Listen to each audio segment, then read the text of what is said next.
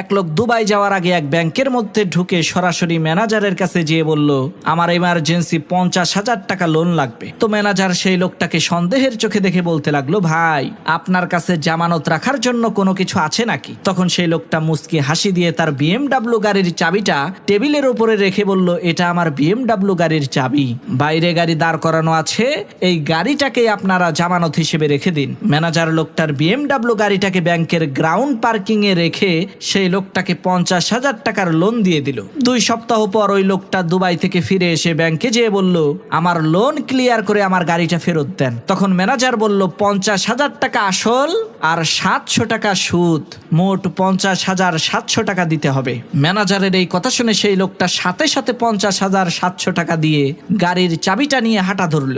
লোকটার এই কাণ্ড দেখে সেই ব্যাংকের ম্যানেজার বলল, ভাই আমরা খোঁজ খবর নিয়ে দেখেছি আপনি কোটি কোটি টাকার মালিক, কিন্তু হঠাৎ করে আপনার এই 50,000 টাকার প্রয়োজন হলো কেন, সেটা তো বুঝতে পারলাম না। তখন সেই লোকটা মুচকি হাসি দিয়ে ম্যানেজারকে উদ্দেশ্য করে বলতে লাগলো, ভাই আমার 2 সপ্তাহের জন্য ব্যবসায়িক কাজে দুবাই যাওয়ার প্রয়োজন ছিল, বাহিরের পার্কিং এ গাড়ি রাখতে গিয়েছিলাম, 2 সপ্তাহের জন্য 5,000 টাকা চায়। তখন চিন্তা করলাম ব্যাংকের চাইতে সস্তা আর সুরক্ষিত জায়গা তো কোথাও নাই, তাই 50,000 টাকার লোন নিয়ে 5,000 টাকার কাম 700 টাকায় সেরে ফেললাম।